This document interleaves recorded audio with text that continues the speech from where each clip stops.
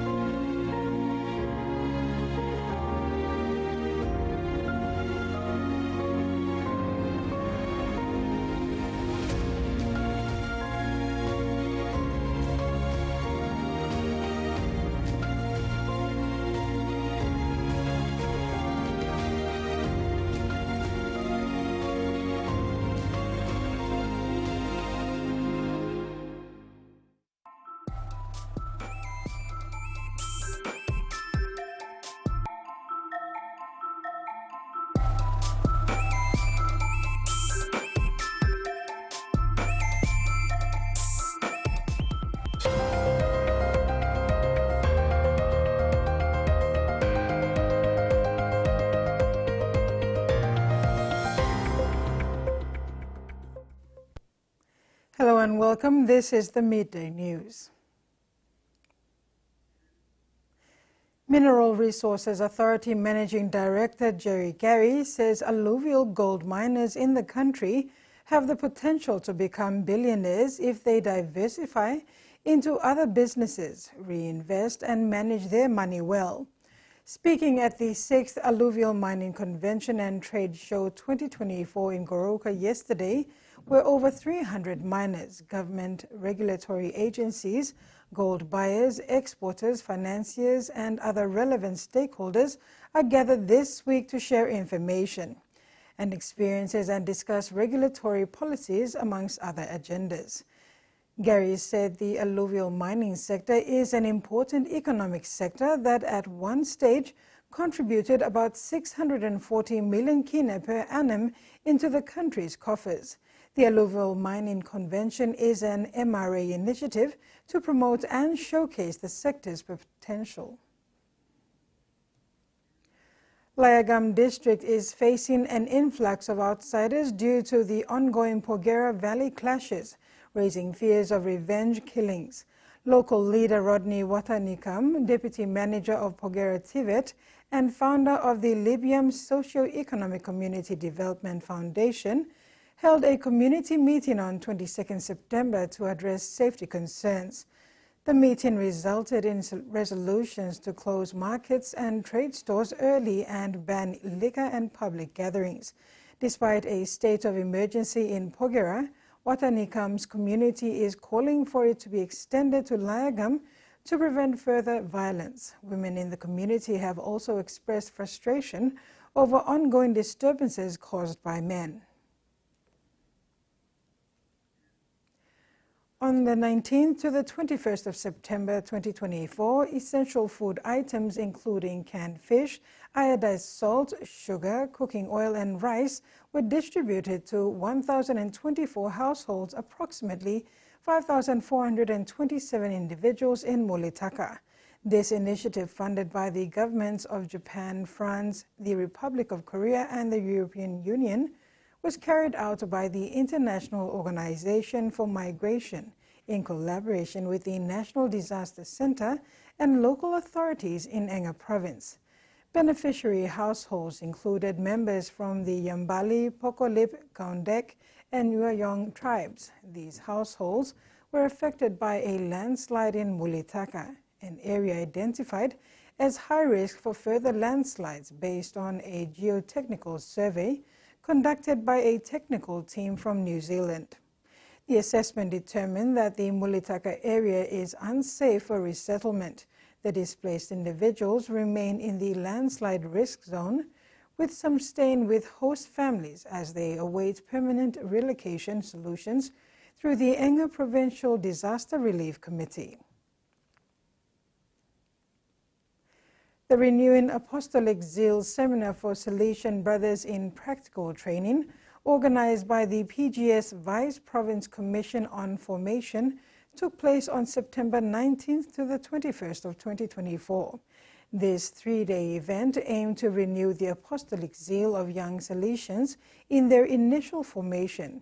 It included reflections on the preventive system, Salesian assistance, and the vow of poverty, with insights shared by 4 brothers from diverse backgrounds.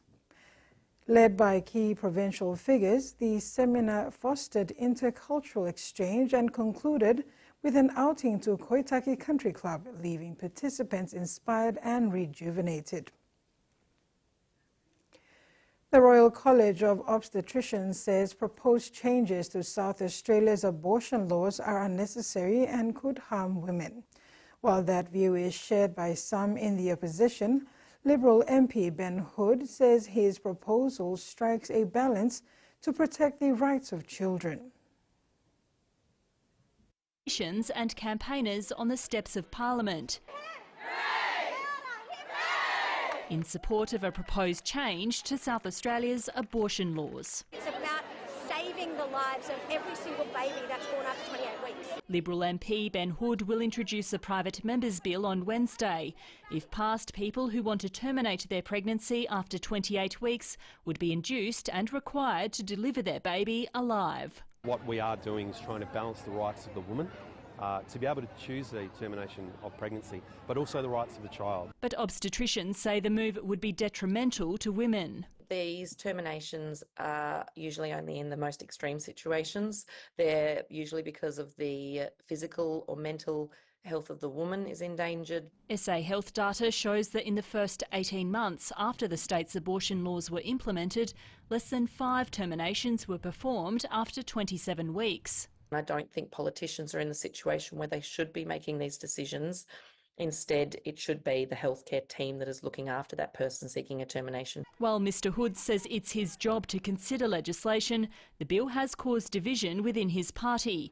One speaking out, the MP who introduced the reforms to decriminalise abortion in 2020. We see a lot of interesting things in the Parliament from time to time. This one would have to be up there as one of the worst pieces of legislation that I've seen drafted. We're going to have robust debates about this bill, and it is important that we do so. The bill will be a matter of conscience for Liberal MPs.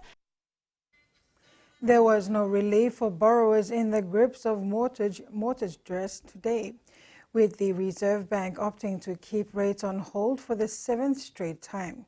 The governor conceded that she knows Australian households are hurting, but says getting inflation under control means making tough decisions.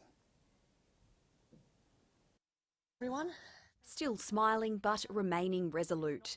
The RBA governor faced off growing pressure to ease financial pain on Australian households. The board needs to be confident that inflation is moving sustainably towards the target before any decisions are made about a reduction in interest rates.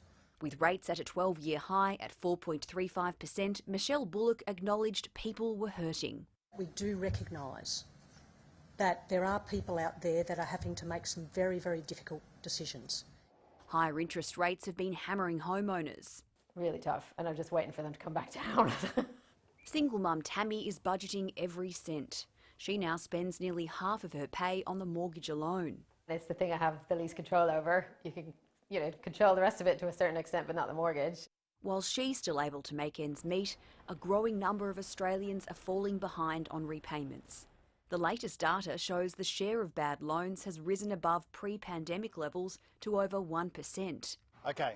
The Treasurer squinting at the faintest of silver linings, saying at least there wasn't a hike. Now, the fact that interest rates haven't gone up for the best part of the year, I think, is an indication that we have been making welcome and encouraging progress in the fight against inflation. The Reserve Bank next meets in November, but don't hold your breath for a rate cut then. The Commonwealth Bank is forecasting rate relief in December, but that's ahead of most economists who are predicting we won't see a rate cut until next year. Because policy works with a lag, you actually have to start cutting before you're at target, otherwise you've left it too late. And I think February is about right. Our view is we won't get a rate cut until somewhere like April or May next year, the second quarter of next year. Thanks, everyone. Meaning any relief is still likely months away. And finally, in sports, Theodora Janget, a member of the Lions Boxing Club, is making strides in her boxing career and local entrepreneurship. Hailing from a mixed heritage of Southern Highlands, Chimbu and East Sepik provinces, Janget has been involved in small and medium enterprises, running a small stationery company while also participating in boxing. Competing in the heavyweight category of 85 kg, Janget is gearing up for her next title shot this November following her first professional fight last year. With a vision to support her boxing club, she has incorporated the Lions Boxing Club into her SME endeavors to help raise funds for necessary equipment.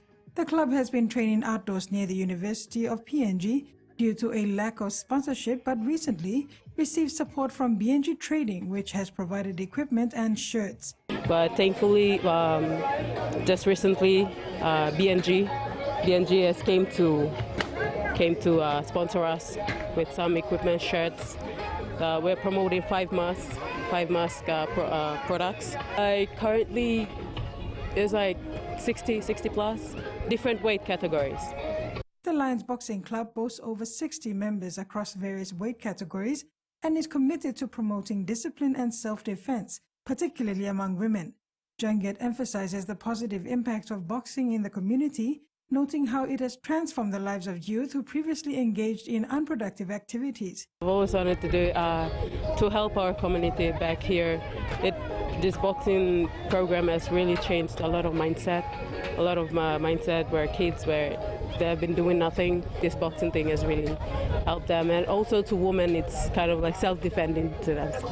Janget extends her gratitude to her family for their unwavering support as she continues her mission to empower her community through the sport of boxing. To help promote discipline in discipline in Papua New Guinea, not only in a club but the country as well. And that ends the midday news for today. Do join us at 6 tonight for more news and sports. Bye for now.